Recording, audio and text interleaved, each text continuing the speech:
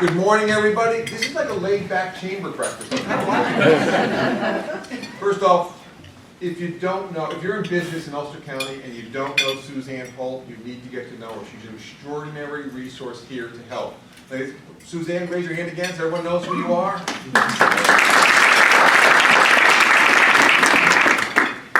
Thanks for being here this morning. This topic actually is near and dear to my heart. You see, I grew up on a farm. I understand the pressures that come with small family farms and how far too many of them end up out of existence. They don't have transition plans in place, and there's a whole host of things that become real pressures.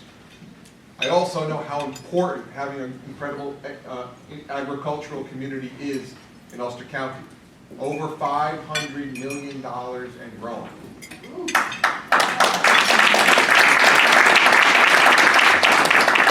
Neck and neck with tourism as the largest economic driver in our community. So critically important. We have amazing farms that are, again, doing an extraordinary job. I also think about this on a very human level. We're talking about being able to feed people. It's the most basic human need.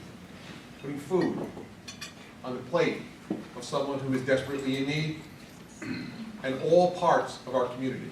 So access to food is critically important. We understand what this means. It is at the heart of what I believe are pivotal human rights.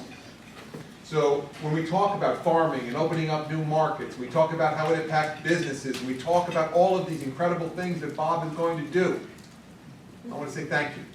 Thank you for appreciating how important this issue is. Thank you for appreciating how important this is to Ulster County's economy. And basically, thank you for being extraordinary citizens, because you're here because you care. That's very much how I think about this. I see people out in the audience who are dear friends, who make a difference day in and day out, making Ulster County an amazing place. So thank you for being here. Thank you for participating. And I'm excited that I don't have to do the heavy lifting. All of that's on Bob's shoulders. I will tell you, it's also wonderful to be able to speak and not have to speak about either railroads, rail trails, or sales tax. I don't do that very often. So, without further ado, I really want to introduce a dear friend, an amazing member of our community. Ladies and gentlemen, our speaker today, Bob Dandrew.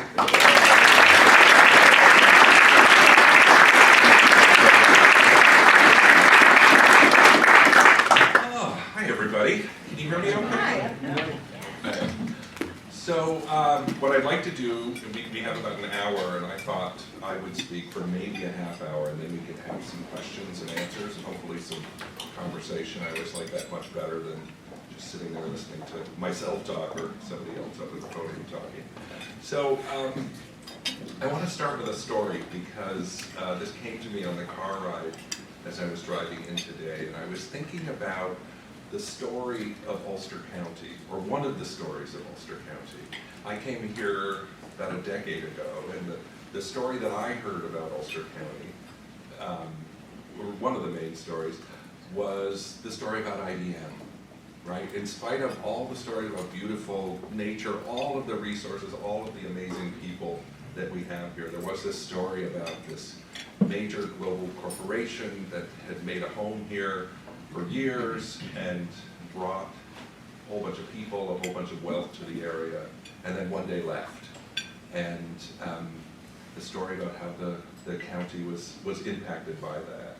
And how in some ways, in spite of all of the other stories, the positive stories, that story remains as if it's like a major theme in our history, or our county's biography.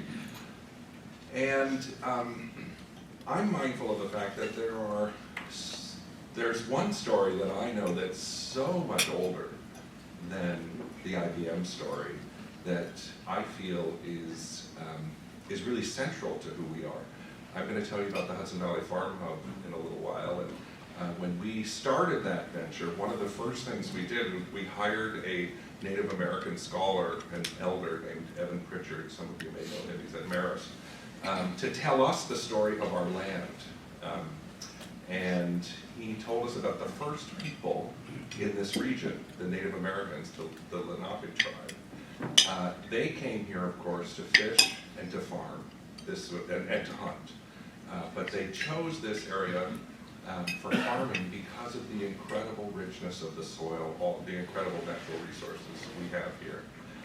And when Henry Hudson came to discover this area for the Dutch, he wrote in his diary about getting out at the port of what is now the Rondout and walking inland and coming to the flats, the Hurley Flats. And he said two things. The first, he said, was it was the most beautiful farmland he'd ever seen in his life. And he also said that he found there a number of tribes, different tribes, collaborating, farming together, which is pretty unusual. We tend to think of Native American tribes fighting each other. Here, there was something about this place. They all knew that they could come, they could work together, support each other, and get their needs met. And for me, I believe that's the story of Ulster County. And I think if we go forward from there to the 18th century, the 19th century, you just look around, I think a lot of us are attracted here because of the incredible architecture, right? And the architecture, whether it's the houses or the commercial buildings, there's so much beauty here. You can tell the people who lived here during that time, they loved this place. And they left beautiful buildings to be admired and to be used. And the business community at that time was collaborative, right? It wasn't one big giant corporation owning everything and providing all the jobs. It was a whole network of businesses that depended upon each other. I think that's the story of Ulster County as well. And I believe that's the story of our future. That's certainly the story of the work that I'm doing. So I'll tell you a little bit about that work now. So, Local Economies Project, we're a program of the New World Foundation, which is based in New York City, but we are really anchored here in Kingston. We have offices on the corner of Crown and John Street, one of the beautiful old stone buildings.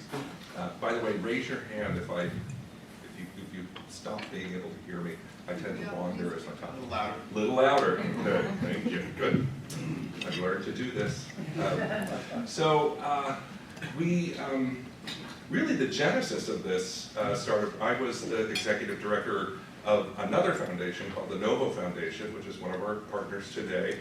I was developing a grant-making portfolio and heard from a member of the New York City Council that there's less than a 3-day food supply in New York City at any given time. And that, for me, was one of these major aha moments in my life, because I could not believe in this day and age that our food system is so fragile that we're 3 days away from real emergency, right? Like a major weather event, or heaven forbid, an act of terrorism, the port shut down, we're in trouble.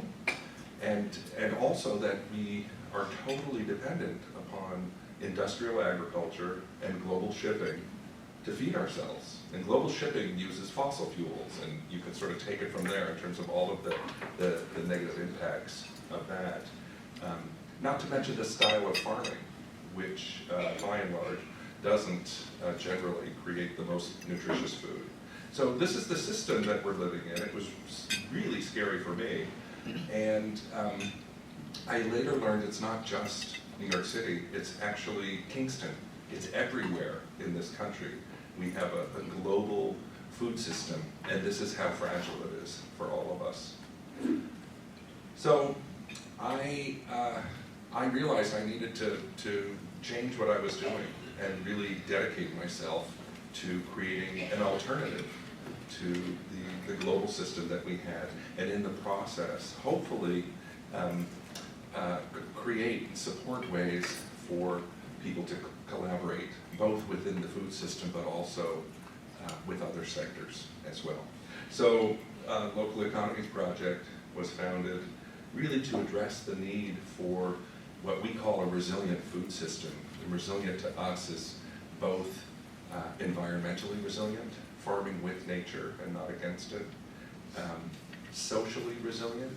We want to make sure that everybody has access to nutritious food, and that everybody who's working in the food system has a dignified life, because not everybody does.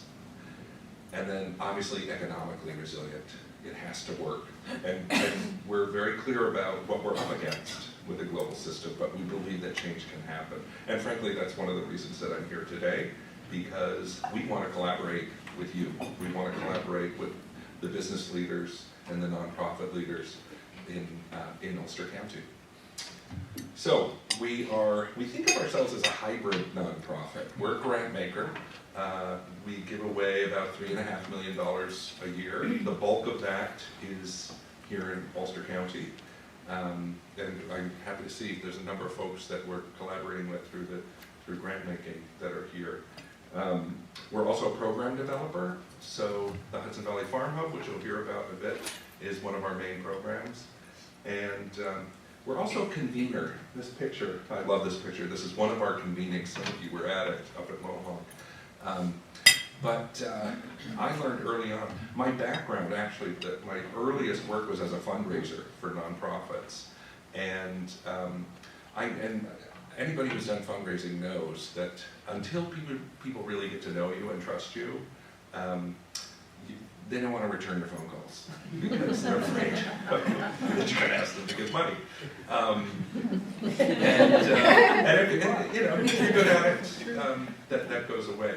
When you're a grant maker, everybody returns your phone calls. And so when we have a convening, people come. And so what I think we've got, by the way, I have a colleague here, Brooke Pickering-Cole. Can you raise your hand, Brooke? I want people to see it. So Brooke is one of the key folks who leads a lot of our convenings, and I think we've gotten pretty skillful at bringing folks together and helping folks to find common ground and to work together towards creative solutions. So we do a lot of that. And I'll be giving you some examples of some of our collaborative efforts as well. So this idea of local economies and why local. This is a picture of the Farm Hub, by the way. I've got, the only reason I brought slides is because we cut great photos of the Farm Hub I wanted you to see. So I think, you know, really what's the bottom line for us is what everybody knows. Our economy is not working. It's just not working. We've grown up with it. We have been told from the earliest days that this is the way, you know, things are supposed to be organized, and somehow it's going to work for all. But as we all know, you read the paper, we have huge rates of poverty. We have such inequity. And what's most important to me, actually, I think one of the most important measurements of an economy is personal well-being and happiness. And if I can be so bold, I think most of us aren't as happy as we could be. And a lot of it has to do with how we are dealing with economics in our lives.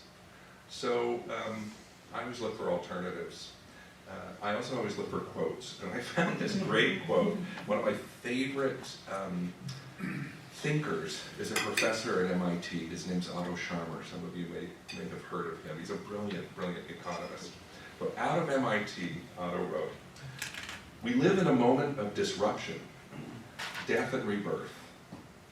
What's dying is an old civilization and a mindset of maximum me. What's being born is a future that requires us to tap into a deeper level of our humanity, of who we really are, and who we want to be as a society. It's a shift that requires us to expand our thinking from the head to the heart." This is a guy from MIT, an economist, saying this. I think we're all feeling this, actually. I think this is happening on many, many levels of society, and those of us that are ready for change can work together. And that's certainly what I like to think about. So the key in terms of how we change this economy, I'm not an economist. I have a few ideas, but the one that I know is true and that most people who I trust and respect agree is to reorient our economy from this global system, which is supposedly efficient, to a local orientation, local and regional orientation.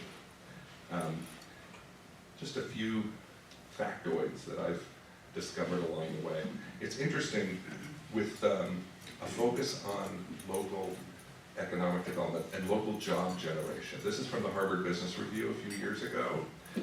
They basically did a study of all of the cities in the country, and what they figured out was those cities that had the largest number of independent businesses actually had the highest job growth rates. There's a myth that those with the biggest corporations get the most jobs. There's actually greater job generation when you have a multitude of small to medium-sized businesses. Secondly, job creation. Again, the myth, the big corporations are the ones that are best for us. And we spend a lot of tax dollars trying to attract these businesses to our community. So Amazon, which is huge, right? For every $10 million in sales, Amazon generates 14 jobs, right? Chain retailers, for every 10 million in sales, 50 jobs in our communities.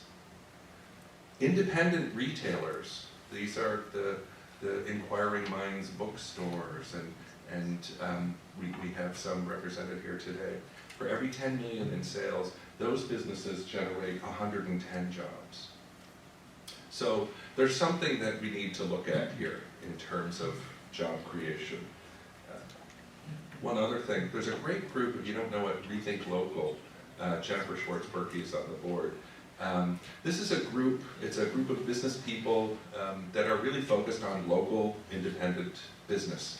They commissioned a study, a group named Civic Economics, surveyed the entire Hudson Valley. Civic Economics is a really solid group to look at how our money is circulating in the local economy.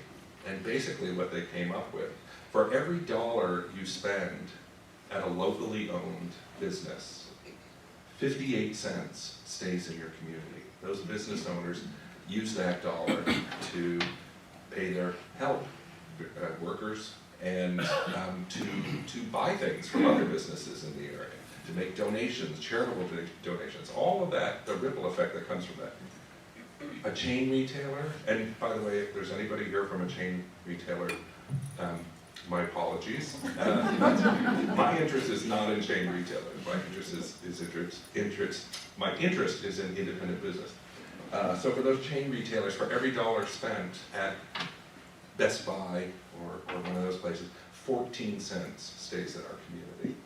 So I think we have an interest in promoting our independent businesses and prioritizing them and doing what we can to bring more in. This last one, again, at the risk of sounding kumbaya, I'm going to say, honestly, I think that what's key for us is we have to listen to Otto Scharmer. We have to listen to our hearts. This notion of compassion, I have learned so much since working on the Hudson Valley Farm Hub, really working with farmers and working in agriculture. I can tell you, people who become farmers, it's sort of like teachers. You don't become a teacher to get rich, you become a teacher because there's something in your soul that wants to connect with children and help raise the next generation. The same thing with farmers. There's just a love for the land, for feeding people healthy produce. Compassion is the key to the economy. Compassion is certainly the key in nature, because nature is collaborative. I used to think nature was competitive, you know, whatever, lions eat tigers and whatnot. Nature is completely collaborative. And I believe all of our human systems should be. So, from our perspective at LEP, the way into this is through agriculture and food systems for a number of reasons. Obviously, there's an urgent need to focus on our local food system from a food security standpoint, as I mentioned. It's important to know that less than 2% of the food that we purchase in this area to bring to our homes, less than 2% is local. The bulk of it is from all over the world at this point. Also, to add to this, the average age of a farmer is 58 years old. This is a national figure, but it's also true here in the Hudson Valley. So the average age of a farmer is 58 years old. Less than half of those farmers have a succession plan. They have nobody to give their farms to when they're done. So we have a responsibility to groom the next generation of farmers to get them ready. Another thing, which is a bit of a negative and needs to be addressed, is agriculture globally is the #2 polluter on the planet after industry. So the reason for that, in large part, is because of all of the chemical inputs that are being used, both to fertilize and to deal with pest management, but it's also because of the shipping, the fossil fuels that are used to get the food around. So those are reasons to be concerned, reasons to be hopeful, and what certainly inspires us as we look at expanding our reach into the food system. In New York State alone, there is over $7 billion in unmet demand for local food. Here in the Hudson Valley and New York City area, it's at least $2 billion in demand for local food that's not being met. So you have everything from green markets in New York City, which is all of the farmers markets. They actually have a rule, 30% of the grain, just the grain alone, sold there has to be sourced locally. Everything else, all the produce, they want 100% locally. And I can tell you, just in the grain, we're not meeting it yet. So it's having to come from other places. It's very popular now, right? You watch TV or pick up the paper, everybody's talking about food and local food and farm to table and all of that sort of thing. I think consumers are becoming increasingly aware of the value of this, not just because it's chic, but because there's something that's wholesome about it, and we recognize it. Also, important to remember, agriculture undergirds so many other business sectors, right? So, healthcare, the primary medicine is food. And the more we focus on good food, actually, the better impact we're going to be able to make on healthcare. Real estate, any real estate brokers in here will tell you that folks coming up here to buy homes are attracted by the farms and this tradition of agriculture up here. It's a quality of life thing that people like. Tourism, obviously. And these three sectors are three of our biggest here in Ulster County: healthcare, real estate, and tourism. So when I set out 6-7 years ago to do this, I actually had the luxury of a year. I drew a 250-mile radius around New York City, and I just looked to see where can we begin to pilot this work, sustainable agricultural economic development. And I could have gone anywhere. And I chose here for a number of important reasons. First and foremost, here in Ulster County, we have some of the best soil in the Northeast. I don't know if you guys know this, but our soil is very valuable to farmers. We have a tradition of agriculture. I love it. The Schoonmaker family in Accord, they're like 13 generations. They got the patent for their land from Peter Stuyvesant. We have people who've been farming here a long time. Bruce Davenport, who's at the Davenport Farm in Stonebridge, told me once, I was saying to him, gosh, I'm kind of a newcomer. I don't know if I'll ever be accepted as like a real local. And he said, I'm 5th generation farms, but the Davenports still think that we're newcomers. So we have an amazing tradition and a strong network. Farmers know each other. Farmers do collaborate, they support each other. They borrow equipment, they buy seed together, they do all kinds of things. Also, in terms of the transportation of food, Kingston is one of 3 deep water ports on the Hudson River. So we're looking at that too, in terms of once we grow the food, how do how do we move it? How do we process it and distribute it? And we've got to be thinking about water, electric barges and that sort of thing as alternatives to fossil fuel use. We have the Thruway, and we have Stewart Airport and Albany Airport that can transport a lot of food. We have the bridge across the river. So Ulster County is centrally located in the area that we want to serve. And we want primarily to feed this region, but we also have 9 million mouths down the river that want to eat too. And in order to get them fed, being in this location is a really smart place to be, a really smart place to develop from. We also have, on the business side, and I'll talk a little bit more about them later, we have incredible entrepreneurial spirit here in this region, and we have the Farm Bridge, formerly known as farm-to-table co-packers, in the old IBM plant. I love the story, and I tell it all the time. You know, this iconic business, IBM, pulls out of town, their facility is mothballed, and an entrepreneur and a couple of farmers realize that there's a kitchen in there that used to cook 7,000 meals a day. And they realized that's a food processing plant.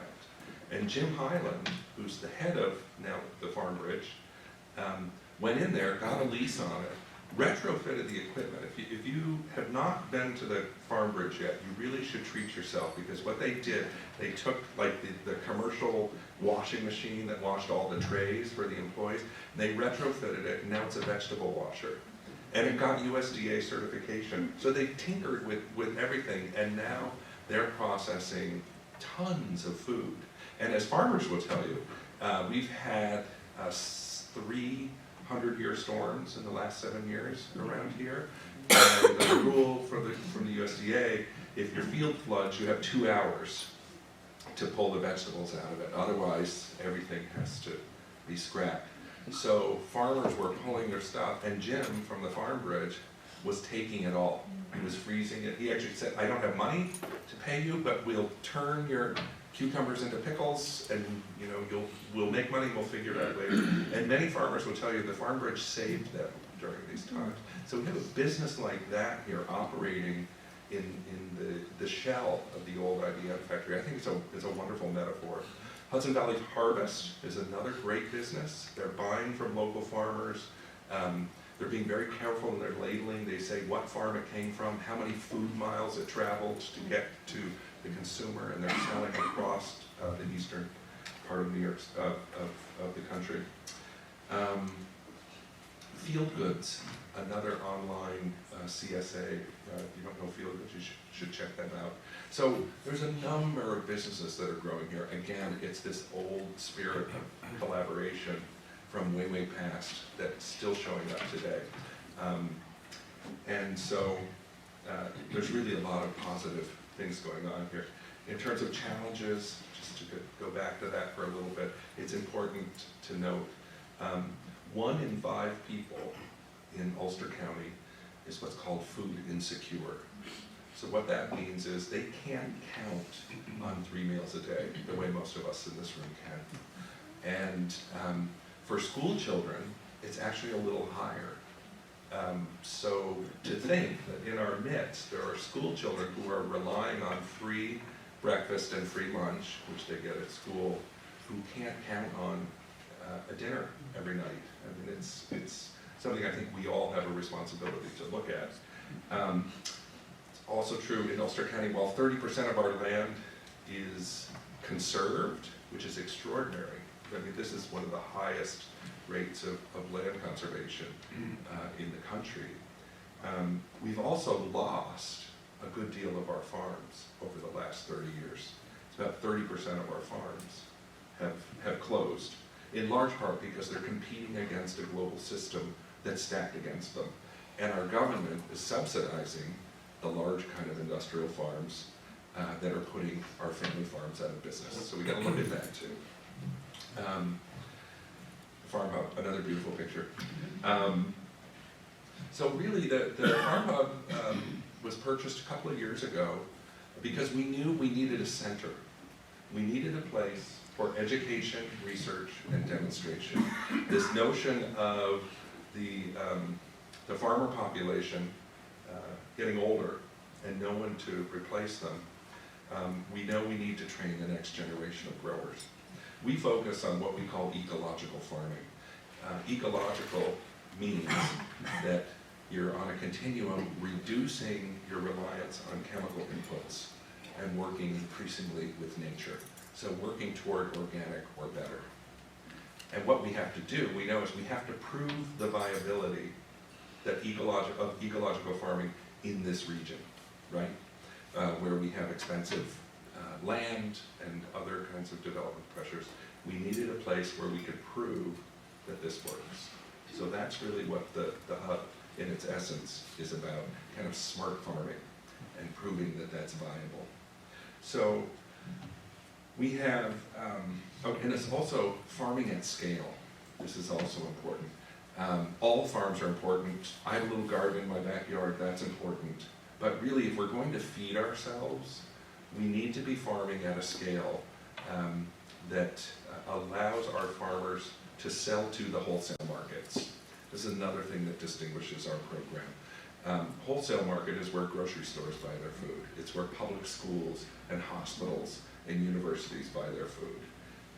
We have to be growing at that scale and finding that sweet spot, because you want to be big enough, but you don't want to be too big. You still have to manage your land in a responsible way. You have to be able to make money, and you have to make enough to pay for all of the people who you're employing so that they can have a dignified life. So farming at scale, the wholesale market, really that missing piece, that's what we're there to explore. And to build collaborations between farmers to respond to the needs of the wholesale market and be successful in getting more local food onto our plates at home, frankly. That's a lot of what this is about, is getting so each of us can be eating locally in our own homes. So our signature program just launched about a month ago. We're calling it Pro Farmer Training Program, Professional Farmer Training Program. This is the only program of its kind in the country. It is a residential program. Young people who've been farming up to 10 years. This is not for people who've never farmed before. We're actually attracting young folks who've been farming up to 10 years successfully, who want to take it to the next level, who want to be able to own or manage a farm operation, a mid-sized farm operation. Mid-size is generally speaking 25 to 500 acres. And interestingly, of that farmland I said that had gone fallow over the past years, the average footprint for a fallow farm in our area is 200 acres. So they're perfect for what we're trying to regenerate in this region. So, Pro Farmer Program, residential, they live with us, they get paid a salary, they get health benefits, they get the best agricultural instruction in the world. And we have people coming from all over to teach our students. And the other thing that our program is not just about the technical aspect of growing farms. We have 4 main themes. We have ecological farming, we have the food economy, which is understanding how to market your products and how to build your business as an independent business in your region. Food justice, which is a new term for us, but food justice is really that social justice part of farming that ensures that everybody gets access to nutritious food, and that everybody who works in the food system can live well. And then, let's see, finally, community, which Brooke leads for us. What is a farm's place in community? How do we help to educate residents of our region to understand the real cost of food? Because the fact of the matter is, for now, really good food costs more. There's no two ways about it. And so those of us who can afford to pay more, I'm hoping will, to help us build this. And then eventually, once we get it to some scale, we'll capture some efficiencies and the prices can come down, and we can get it into some of our underserved institutions, etc. So the other piece is research. We have a wonderful relationship with Cornell University. The Ag School at Cornell is our lead on research, and we started, actually our first project was we called it a food hub study. We studied the entire Hudson Valley. For us, I should say it's the mid to lower Hudson Valley, so it's Columbia, Greene, on down to Westchester and Rockland, and we include Sullivan in there. So we looked at what's growing where, how it's being processed and distributed, what the gaps are. Then we also looked at market demand, because if we're going to try and convince farmers to convert to organic practices, we have to give them a revenue stream. We have to get them access to promising markets. So we learned from that, for example, there's demand, the highest demand, and this is, again, is hundreds of millions, approaching billions, for things like small grains, wheat, barley, oats, that sort of thing, and products that come from there. Specialty dairy, things like yogurt, cheese, goat's milk, anything that's not just like regular liquid cow's milk. Value-added vegetables, so taking a tomato and turning it into a tomato sauce. I'll tell you a little bit about a project that we've been working on in that regard. And another one that I'm blanking on right now. Do you remember what it is from? No. I'm not sure. We'll figure it out. I'll tell you about the specialty grain. We've got, and the food hub study. Yeah. Grains, dairy, livestock. Livestock, grass-fed beef, thank you. Always good to bring a colleague. So livestock, grass-fed beef. All of these things are interrelated. We have more time, I could regale you with all kinds of stories of the collaborative nature of nature and how these food product lines all work with each other and help to nourish the soil while they are producing the delicious food for us. So out of this, just taking the small grains thing, so we realized small grains actually are great because you can plant oats, for example, and it's a cover crop. So you plant it, and actually you don't have to pay for expensive fertilizers when you have oats because they actually fix nitrogen in the soil naturally. And then you can harvest them and you make money off of it. So we want to promote that so it responds to market demand, but it also helps take care of the soil. So we're in the midst of a 4-year research trial. This is a major research trial on small grains here in the Hudson Valley because what we want to know is what varieties grow best in our region. And once we determine that, we have partners like Bread Alone, I don't know if Sharon is here, is going to take our wheat and turn it into bread and tell us what makes the best bread. And we'll know at the end which are the best varieties. We're going to train our farmers to grow it in a resilient way, and then we're going to also offer this open source to all other farmers and offer workshops free of charge to all other farmers in the region so they can start growing it. Because there's yeah, great. So this is the idea of the hub. This is really what's at the core of the hub. Figure out how to do it, attach it to market opportunities, and then spread that information to as many farmers as possible. Part of the research too is looking at climate change. Farmers see it first. We take this very seriously because we know just in this region where we enjoy so many apples, the Hudson Valley is #2 in the country for apple production. But it's interesting to note our friends at Cornell, we actually started a Center for Climate Change in Agriculture, and they have told us that most of the varieties of apples that we currently enjoy in the Hudson Valley will not be growing here in 50 years because of climate change. So we have to begin to discover and begin planting the new varieties, the right varieties. So huge need for research. And then finally, enterprise budgeting. Enterprise budgeting is interesting because we can do this, we're a well-resourced nonprofit, we can do anything we want.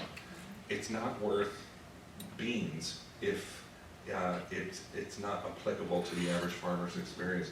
So we have people on staff who are, I call them bean counters because they literally are bean counters. They count everything, the cost of all of the inputs, the cost of the labor, the cost of everything that it takes to get it to market, so that we can say down to the penny, if you want to grow beans, here's the scale at which you have to grow them in order to take care of the land, pay yourself, pay your workers, do it in the right way.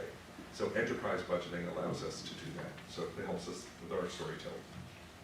Just a little bit more about LEP or other programs I mentioned. So we're doing a lot at the Hub, but here in Kingston, we're very focused on what we call the food economy.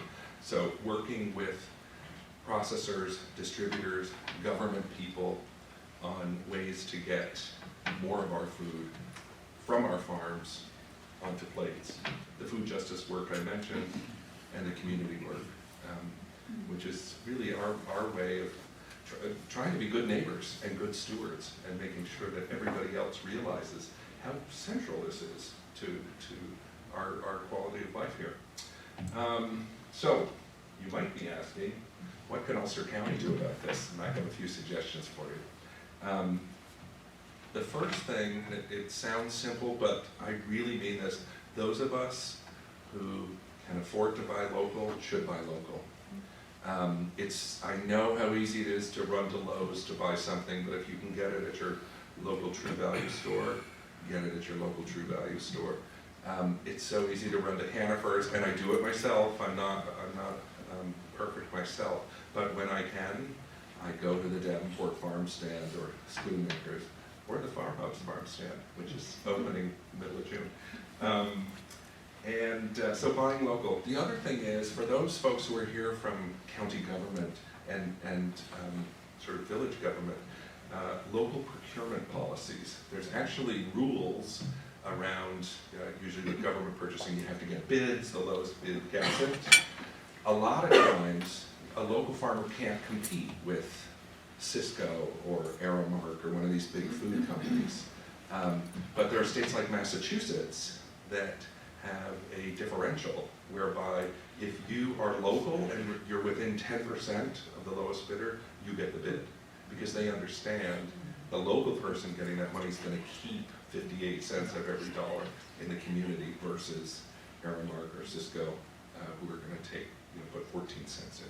So local procurement policies, just for those of you who are in the government, I think is really key.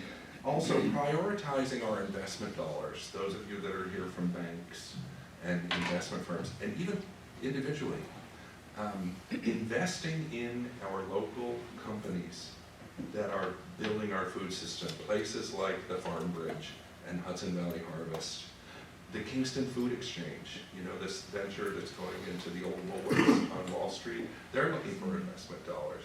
These are the ones, if you can have some money to invest, and hopefully you'll pay attention to the return, because I think these are not like venture capital projects where you can make 20% return, but where that whatever part of your portfolio where you could deal with a smaller return, that's going to help these businesses to grow, and the ripple effect we all know what it will be. We have many more opportunities coming from the Farm Hub. We're just in our third year of production now. Our pro farmers have just started, but with this wheat project, we're going to need mills. We're going to need meat processing facilities. We're going to need more bakeries. We're going to need much more just with that money. And so we want all of these things to be located in Ulster County. And so we're going to be looking to the business community to partner with us. Mike Hein, we are so lucky to have Mike Hein here because he gets this, as he said. He grew up on a farm. So this is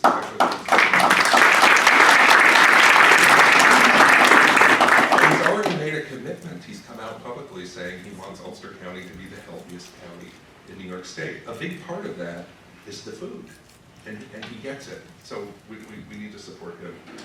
I'll also say we have incredible nonprofits here in Ulster County. The Community Foundations of the Hudson Valley, Kevin Quilty is here. We turn to them because we're very concerned about food insecurity in our region, and they have done a masterful job of taking our grant dollars and deploying them to great groups like Family of Woodstock and others in the region. And they've also created what I think is a really cool social enterprise. Apple Honey it's kind of like a Newman's Own type product, whereby they're buying from Hudson Valley farmers, turning it into food products, a portion of which gets sold in stores, the other gets distributed free of charge through the food banks and the food pantries.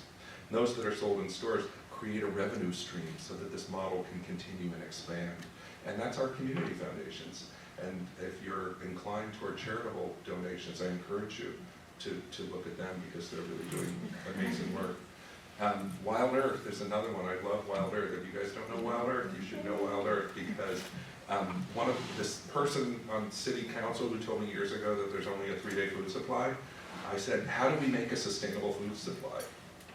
And they said, actually, if you want to make it sustainable, the only way is to work with children and make sure they have a meaningful connection to the earth and where their food comes from. Because until they get it, they're not going to be the consumers that you need. They're not going to prioritize it. They're not going to go home like we all did when I grew up. There was the anti-smoking campaign, and we all went home and made our parents feel guilty for smoking. Kids should be going home and making their parents feel guilty for serving processed food.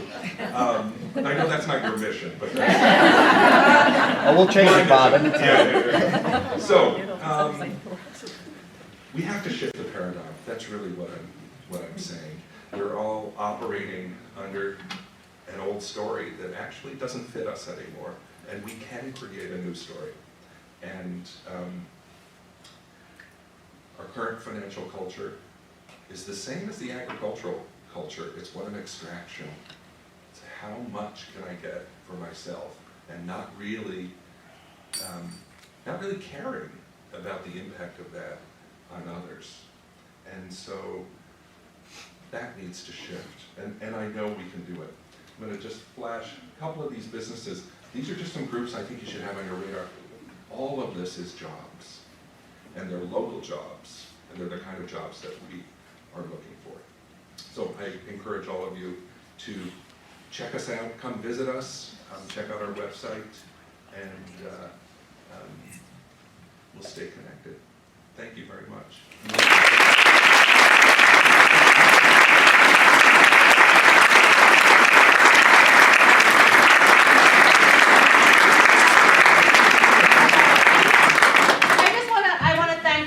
There were a number of times during his presentation, especially when he said he could have gone anywhere. And it just made me want to clap really loud. I know we're a little bit late, so if people have to go, we won't take offense. But if you do have questions, feel free. Glenn?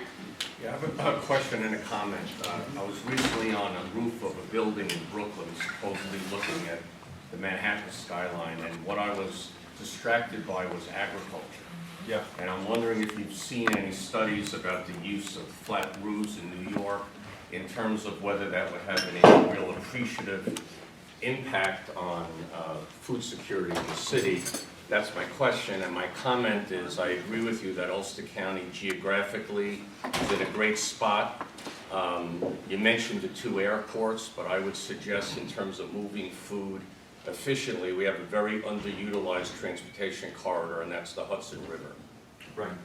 Beautiful. Yeah, thank you. Yes, that I believe the one you were looking at is the Brooklyn Grange. That's kind of the biggest one. Absolutely. I think that there's potential here in Ulster. Jennifer Schwartz-Berkey is on a committee. I know we were just talking this morning looking at urban agriculture in Kingston. I think that there's tremendous potential. We have to be careful about what we grow because I think this has to be profitable as well, right? But I think for kind of commercial growing, things like salad greens and that sort of thing, they're sort of a high value product. Otherwise, just residents in a community gardens in Ulster County would be huge. One more question. Yes. I'm just going to make a comment. This was brilliant. What you have expressed is absolutely brilliant. And I have to say, from my perspective, this is the first time I have hope in humanity that we can use our intelligence to break down the mold of the past, the monocultures, Monsantos, and return to things that have proven themselves over time, just like what happened in the potato famine, when we went to a monoculture in Ireland and it all died at once. And how, if you go to the origin of the potato, and it was the Andes, right? There were all these varieties in all these little pockets, total shade, total sun, everything in between. And what you're bringing is kind of that model, where you have to go back and reinvent this whole thing so it works and we have a food supply. And I thank you. I was absolutely focused on everything you said. I think everyone was here. This is fabulous and exciting for Ulster County. I'm with you 100%.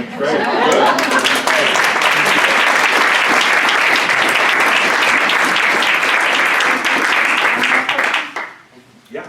Yeah, I actually have a question for you. One of the subjects that you didn't cover was the relationship to energy and farming. John Gill and I have had numerous conversations on this, and I'm curious as to what your plans are, whether it's biomass, biofuels, direct solar wind. What do you have in mind? All of this is on the drawing board at this point, so everything you just mentioned is on our mind. We have a strong interest in renewable energy. The ones that are kind of at the top of the list at this point are solar and wind. We have a lot of wind in Hurley. Every farm, is in its own situation, but this is aspirational at this point. We're a couple of years old, as I said. The first goal was to get the pro farmers on, and we're actually looking for people to collaborate with on this. We're looking at some greenhouses, 4-season farming, because that's the other thing. Seasonality is important. We can grow everything we want in August, but unless it's a root vegetable, it's not going to feed us in February. So we're looking at that as well, kind of related. But yes, absolutely on the drawing board, and more to come on that as we figure it out. And if you have leads, we mean this too. This is a collaboration. I'm thrilled that people are inspired, and that makes me happy. But I certainly do not have all the answers. Everybody at the hub and at LEP does not have all the answers. But I honestly believe, and I know from experience, that in the group, all the answers are right here. So please see me, see Brooke, email us. We had, there's our website. Come check it out. And another beautiful photo. Great. Thank you.